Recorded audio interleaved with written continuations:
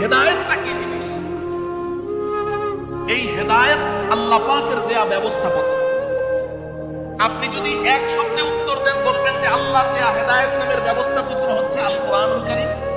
কোরআনে কারীমের শুরু থেকে শেষ পর্যন্ত পুরাটাই আল্লাহ পাকের পক্ষ থেকে হেদায়েত নামের ব্যবস্থাপত্র। বলেন ঠিক কিনা?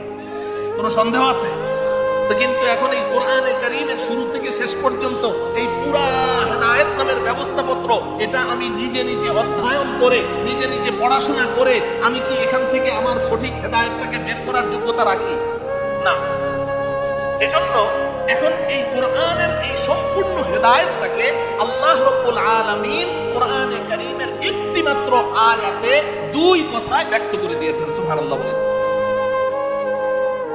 দুই কথায়, দুই কাজের মধ্যে পুরা কোরআনের হেদায়েতকে আল্লাহ পাক ঢুকিয়ে দিয়েছেন। আল্লাহ পাক বলেন, মান আমিলা সালিহাম মিন যাকারিন আও উনসা ওয়া হুয়া মুমিন ফালানুহইয়ান্নাহু হায়াতান তাইয়্যিবাহ ওয়া লানাজজিয়ান্নাহুম আজরাহুম বিআহসানি মা কানু ইয়ামালুন। আল্লাহ রাব্বুল আলামিন বলেন, এই দুনিয়ার মানুষ, তুমি পুরুষ হও আর মহিলা হও, মিন যাকারিন আও উনসা, নর হও আর নারী হও, পুরুষ হও আর মহিলা হও, তুমি দুইটি কাজ করবে, আমি আল্লাহ তোমার সাথে দুইটি ওয়াদা করলাম। আমাদের কাজ কয়টি? দুইটি। খুব বুঝেন, মুখস্থ করেন। আমাদের কাজ কয়টি? এই যে দুইটি কাজ আল্লাহ পাক করতে বলেছেন, এই দুই কাজের মধ্যেই পুরা কোরআনে কারীমের যত হেদায়েত আছে সব এই দুই কাজের মধ্যে আল্লাহ বলে দিয়েছে। এই দুই কাজ যে করলো, সে পুরা কোরআনের উপরে আমল করলো, পুরা কোরআন এবং সুন্নাহর হেদায়েতের উপরে আমল করলো। এই দুইটি কাজ যদি তুমি বান্দা করো, আমি আল্লাহ তোমার সাথে দুইটা ওয়াদা করেছি। আল্লাহ পাক ওয়াদা ভঙ্গ করেন কোনো সম্ভাবনা নেই। আল্লাহ পাকের ওয়াদা কি সেটা তো পরে বলছি, আগে আমাদের কাজ দুইটি কি সেটা শুনে। আল্লাহ পাক বলছেন, মান আমিলা সালিহা, মান আমিলা সালিহা, এক নম্বর কাজ, বান্দা তুমি আমলে সালেহ করো। সুবহানাল্লাহ বলেন। এক নম্বর কাজ হলো আমলে সালেহ। আমার সাথে শব্দটা মুখস্থ করেন, বলেন আমলে সালেহ, আমলে সালেহ, আমলে সালেহ। আল্লাহ বলছেন, মান আমিলা সালিহা, এক নম্বর কাজ হলো তুমি আমলে সালেহ করবে। দুই নম্বর কাজ হলো ওয়া হুয়া মুমিন, ঈমানের সাথে করবে। বলুন দুই নম্বর কি? ঈমানের সাথে করবে। দুই নম্বর কি? ঈমানের সাথে করবে। এক নম্বর কি? আমলে সালেহ করবে। বলেন এক নম্বর কি? আমলে সালেহ করবে। দুই নম্বর কি? ঈমানের সাথে করবে। বাস, এই দুইটি কাজ, আমলে সালেহ করবে, ঈমানের সাথে করবে। এই দুইটি কাজ আমি আপনি, পুরুষ হই মহিলা হই, ধনী হই গরিব হই, রাজা হই কিংবা প্রজা হই, ফকির হই আর জমিদার হই, যেই হই না কেন, আমরা এই দুনিয়াতে এসেছি, এই দুনিয়ার জগতে আল্লাহ পাক আমাদেরকে হেদায়েত নামের ব্যবস্থাপত্র গ্রহণ করার জন্য পাঠিয়েছেন। আর এই হেদায়েত নামের ব্যবস্থাপত্র এই দুই কাজের নাম। এক নম্বর কি? আমলে সালেহ। বলেন এক নম্বর কি? আমলে সালেহ। দুই নম্বর কি? ঈমানের সাথে। দুই নম্বর কি? ঈমানের সাথে। বাস। এখন প্রশ্ন হলো, আমলে সালেহ কি জিনিস? এই দুই শব্দ মনে রাখতে হবে। আমাদের কাজ বাস এই দুইটাই। এক নম্বর কি? মনে থাকবে তো ইনশাআল্লাহ। এক নম্বর কি? আমলে সালেহ। দুই নম্বর কি? ঈমানের সাথে করতে হবে। আমলে সালেহ অর্থ কি? আমলে সালেহ অর্থ নেক আমল। সালেহ মানে নেক, নেক মানে ভালো, আমল মানে কাজ। আমল মানে কি? কাজ। সালেহ মানে হলো নেক, ভালো। তাহলে আমলে সালেহ অর্থ কি? নেক আমল, ভালো কাজ। সহজ কথা। বান্দা তুমি নেক আমল করো। কি করো? নেক আমল করো। ওয়া হুয়া মুমিন, কিসের সাথে করো? ঈমানের সাথে। তাইলে এক নম্বর কাজ হলো নেক আমল করতে হবে। দুই নম্বর কাজ কিসের সাথে করতে হবে? ঈমানের সাথে করতে হবে। এই দুই কাজ আমাদের, এই দুই কাজের বাইরে আর কোনো কাজ নেই। এখন প্রশ্ন হলো, নেক আমল কি জিনিস? এই কথাটা আপনাদেরকে আমি একটু ভিন্নভাবে বোঝাতে চাই, বিশেষ করে আমার প্রিয় যুবক ভাইদের দৃষ্টি আকর্ষণ করছে।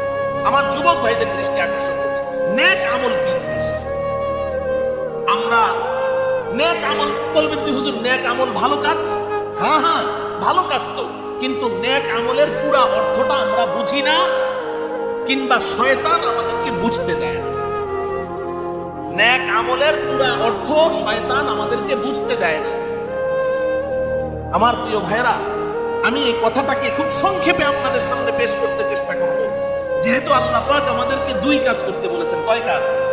এক নাম্বার আমলে সালেহ, দুই নাম্বার ঈমানের সাথে। এই যে ঈমানের সাথে করতে বলেছেন, আপনি বুঝেন যে ঈমান এটা একটা বৃক্ষ, একটা গাছ। ঈমান একটা কি? বৃক্ষ, গাছ। এটা আমি বলিনি, আল্লাহ পাক বলেছেন কোরআনে কারীমে, ওয়া মাসালু কালিমাতিন তাইয়্যিবাতিন কাশাজারাতিন তাইয়্যিবাতিন আসলুহা সাবিতুন ওয়া ফারউহা ফিস সামা। আল্লাহ পাক বলেন কালিমায়ে তাইয়্যিবার দৃষ্টান্ত, ঈমানের দৃষ্টান্ত হচ্ছে এমন একটা বৃক্ষের মতো, একটা পবিত্র গাছের মতো, যেই গাছের শিকড় জমিনের তলদেশ পর্যন্ত গেড়ে আছে, ডালপালাগুলো আসমানের দিকে উঠে যাচ্ছে। এই গাছটা হচ্ছে ঈমানের সাদৃশ্যপূর্ণ। হাদিস শরীফের মধ্যে নবীজিও এমন দৃষ্টান্ত পেশ করেছেন। হযরতে আব্দুল্লাহ ইবনে ওমর রাদিয়াল্লাহু তাআলা আনহু এই হাদিসের বর্ণনাকারী। বুখারী শরীফের ঈমানের অধ্যায় আছে। হযরতে আব্দুল্লাহ ইবনে ওমর বলেন, একদিন আমরা সাহাবায়ে কেরাম সবাই নবীজির সামনে বসে আছি, হঠাৎ করে নবীজি আমাদেরকে একটা ধাঁধা ধরলেন। ধাঁধা বুঝেন? হ্যাঁ, নবীজি একটা ধাঁধা ধরলেন। আচ্ছা বলো তো দেখি, ইন্না মিনাশ শাজারি শাজারাতান লা ইয়াসকুতু ওয়ারাকুহা ওয়া হিয়া কাল মুসলিম হাদিসুনি মা হিয়া। এই সাহাবীরা, একটা বৃক্ষ আছে জঙ্গলের মধ্যে, বৃক্ষরাজির মাঝে একটা গাছ এমন আছে, এই গাছটার পাতা কোনোদিন ঝরে না, আর গাছটা মুসলমানদের মতো। বলো তো দেখি গাছটা কি? নবীজি এই ধাঁধাটা ধরলেন। হযরতে আব্দুল্লাহ ইবনে ওমর বলেন, আমি তো পিচ্চি ছোট, আমি মজলিসে বসে আছি, এখন আমি দেখতে পাচ্ছি সাহাবায়ে কেরাম সব জঙ্গলে চলে গেছেন ওই গাছ খোঁজার জন্য। এটা কোন গাছ যেই গাছের পাতা ঝরে না, আবার এই গাছটা মুসলমানদের মতো? এটা আবার কোন গাছ? সব জঙ্গলে চলে গেছেন। তার মানে কি নবীজিকে ছেড়ে সব উঠে চলে গেছে? না, কল্পনার জগতে, কল্পনার জগতে সবাই ভাবছে যে এই গাছটা কি গাছ, কি গাছ, কি গাছ, পাতা ঝরে না, আবার মুসলমানদের মতো। সবাই ভাবছে। হযরত ইবনে ওমর বলেন, ফাওয়াকা ফি নাফসি ফি কলবি আন্নাহা নাখলা। আমার মনে আসছে, দিলের মধ্যে আসছে যে এটা খেজুর গাছ। আমার দিলে আসছে এটা কি? খেজুর গাছ। ফাস্তাহইয়াইতু, আমি লজ্জা বোধ করলাম, শরম লাগলো। কেন? কারণ আনা আসগারুল কওম, আমি এই মজলিসের মধ্যে সবচেয়ে পিচ্চি। এখন সামনে আমার আব্বা হযরতে ওমর বসা, চাচা জান আবু বকর বসা, বড় বড় মুরব্বীরা বসা, কেউ বলতে পারছে না। পেছন থেকে আমি যদি বলি খেজুর গাছ, তাইলে বাকি অন্যান্য সাহাবারা শরম পেয়ে যাবে। এজন্য আমি লজ্জায় আর বললাম না। তো সাহাবায়ে কেরাম অনেকক্ষণ চিন্তা ভাবনা করে খুঁজে বের করতে পারলেন না। তো সাহাবায়ে কেরাম বললেন যে, হাদিসনা মা হিয়া ইয়া রাসূলুল্লাহ, ইয়া রাসূলুল্লাহ, আমরা সারেন্ডার করলাম, আপনি বলেন তো দেখি গাছটা কি? নবীজি বললেন, হিয়া নাখলা, এটা খেজুর গাছ। আমার প্রিয় ভাই, তাহলে ঈমান একটা বৃক্ষ, ঈমান একটা কি? বৃক্ষ। এখন প্রশ্ন হলো, খেজুর গাছের সাথে মুসলমানদের মিল কোন দিক থেকে? নবীজি যে বললেন এটা মুসলমানদের মতো, পাতা ঝরে না, এটা তো আমরা সবাই বুঝলাম। খেজুর গাছের পাতা কোনোদিন ঝরে, এটা তো বুঝে ফেললাম। কিন্তু নবীজি যে বললেন যে এটা মুসলমানদের মতো, তো আল্লাহ পাক তো কোরআনেই বলে দিয়েছেন সাদৃশ্যতাটা কোথায়। খুব ভালো করে বুঝেন। খেজুর গাছ সম্পর্কে আল্লাহ পাক বলছেন, আসলুহা সাবিতুন ওয়া ফারউহা ফিস সামা। খেজুর বৃক্ষ এমন একটা বৃক্ষ যে এটার শিকড় জমিনের তলদেশ পর্যন্ত গেড়ে যায়। আপনি যে কোনো একটা গাছের চারা টান দেন, আপনার মাটির নিচ থেকে উপড়ে ফেলতে পারবেন, কিন্তু খেজুরের চারাটা আপনি টান দেন, ছিঁড়ে যাবে, কিন্তু উপড়াতে পারবেন না। আচ্ছা এবার বলুন তো, আমাদের আব্বা আম্মা হযরতে আদম এবং হাওয়াকে আল্লাহ রাব্বুল আলামিন জান্নাত থেকে বের করে দিচ্ছেন। মানুষ কয়জন? মানুষ কয়জন? দুইজন। তাহলে আল্লাহ পাক যখন তাদেরকে বলবেন যে জান্নাত থেকে বের হয়ে যাও বা নেমে যাও, কোন বচনটা ব্যবহার হবে আরবি ব্যাকরণ অনুযায়ী? দ্বিবচন। বলেন না কোন বচন? দ্বিবচন ব্যবহার হবে। যেহেতু দুইজন, বচন কোনটা ব্যবহার হবে? দ্বিবচন। কিন্তু উলামায়ে কেরাম সবাই বুঝেন, তালিবুল ইলমরাও বুঝেন, আল্লাহ পাক এখানে দ্বিবচন শব্দ ব্যবহার না করে বহুবচন শব্দ ব্যবহার করেছেন। কুল্লাহবিতু মিনহা জামিআ। আল্লাহ পাক বলেন, আমি বললাম আদম হাওয়া তোমরা সবাই জান্নাত থেকে নেমে যাও। ইহবিতু, ইহবিত তুমি একজন নেমে যাও। ইহবিত তোমরা দুইজন নেমে যাও। ইহবিতু তোমরা সব নেমে যাও। এখন যদি দ্বিবচন শব্দটা আল্লাহ ব্যবহার করতেন, তাহলে আয়াতটা এমন হতো, কুল্লাহবিতু মিনহা জামিআ, যে তোমরা দুইজন নেমে যাও জান্নাত থেকে। কিন্তু আল্লাহ পাক দ্বিবচন শব্দ ব্যবহার না করে বহুবচন শব্দ ব্যবহার করে বলছেন ইহবিতু, আবার সাথে জামিআন শব্দ লাগিয়েছেন, সব নেমে যাও। যদি আমি এখানে 5 লম্বা করি তাও কোনো সমস্যা হবে না। ওই যে জামিআন আছে, তোমরা সব নেমে যাও, সব নেমে যাও। আরে মানুষ 2 জন, আল্লাহ পাক এখানে বহুবচন শব্দ ব্যবহার করে বলছেন সব নেমে যাও। সব আসলো থেকে ইমামে কুরতুবী রাহমাতুল্লাহি আলাইহি তাফসীরে কুরতুবীর মধ্যে এবং অন্যান্য মুফাসসিরিন কেরাম বলেছেন যে আমরা তো দেখতে পাচ্ছি মানুষ 2 জন, কিন্তু আল্লাহ তো আলিমুল গায়ব। আল্লাহ দেখছেন যে মানুষ 2 জন না, আদম আলাইহিস সালামের পিঠের ভিতরে কিয়ামত পর্যন্ত আগত আমি আপনি বনি আদম তার যত সন্তান আছে সব আমরা আব্বাজান আদম আলাইহিস সালামের পিঠের ভিতরে ঘাপটি মেরে বসেছি। তো আল্লাহ পাক তো দেখতে পাচ্ছেন যে সব বনি আদম আমার সামনে। তো আল্লাহ পাক এখানে দ্বিবচন শব্দ কেন ব্যবহার করবেন? এজন্য বলেছেন ইহবিতু মিনহা জামিআ, আদম হাওয়া তুমি শুধু তোমরা 2 জন নামলে হবে না, আদম তোমার পিঠের ভেতরে তোমার যে সন্তানরা আছে তাদেরকে নিয়েই সব জান্নাত থেকে নেমে যাও। এখান থেকে বোঝা যায় যে আমরাও আব্বা আম্মার সাথে জান্নাতে ছিলাম। সুবহানাল্লাহ। তাইলে ছিলাম কোথায়, যাব কোথায়? ইনশাআল্লাহ। 2 প্রশ্নের জবাব শেষ। প্রশ্ন রইল আরেকটা, সেটা কি? কেন এলাম? বলেন কেন এলাম? এটাই হচ্ছে মোস্ট ইম্পর্টেন্ট কোশ্চেন, তাই না? সবচেয়ে গুরুত্বপূর্ণ প্রশ্ন, কেন এলাম? আল্লাহ আমাদেরকে বোঝার তৌফিক দান করেন। কেন এসেছি এই প্রশ্নের জবাবও আল্লাহ তাআলা এই আয়াতের মধ্যেই দিয়ে দিয়েছেন। সূরাতুল বাকারা আয়াত নাম্বার কত? 32। আয়াত নাম্বার কত? 32 নং আয়াতে আল্লাহ পাক 3 প্রশ্নের জবাব দিয়ে দিয়েছেন।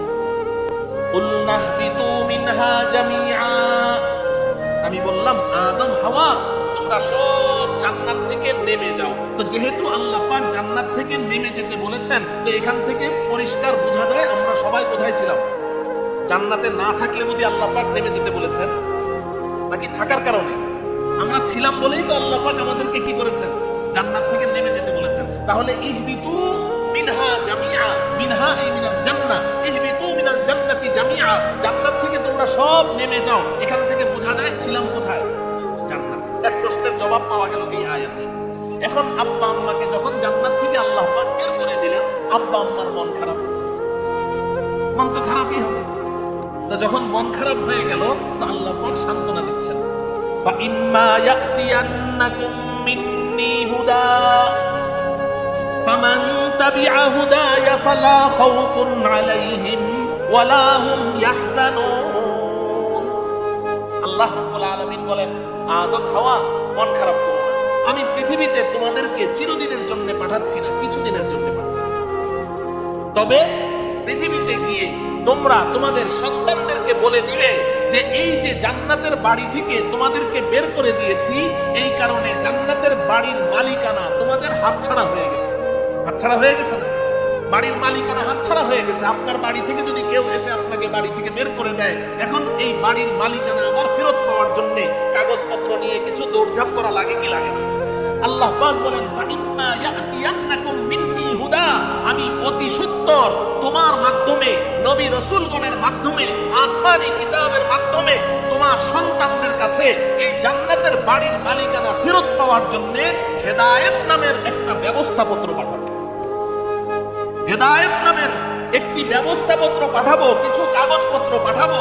ফামান তাবিআ হুদায়া, আমার দেয়া এই ব্যবস্থাপত্র তোমার সন্তানদের যারা যারা সাদরে গ্রহণ করে নিবে, ফালা খাউফুন আলাইহিম ওয়ালা হুম ইয়াহজানুন, তোমার ওই সন্তানদেরকে, তোমার ওই সৌভাগ্যবান সন্তানদেরকে বলে দিও তাদের কোনো ডর নেই, ভয় নেই, টেনশন নেই।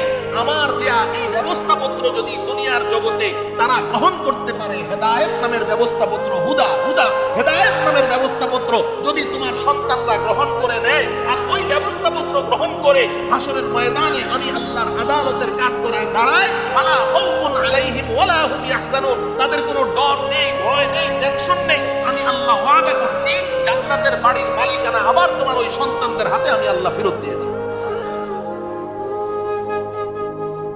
আমার প্রিয় ভাইয়েরা, এই আয়াতে আমাদের জীবনের 3টা প্রশ্নের জবাব আল্লাহ পাক সংক্ষেপে, অতি সংক্ষেপে দিয়ে দিয়েছে।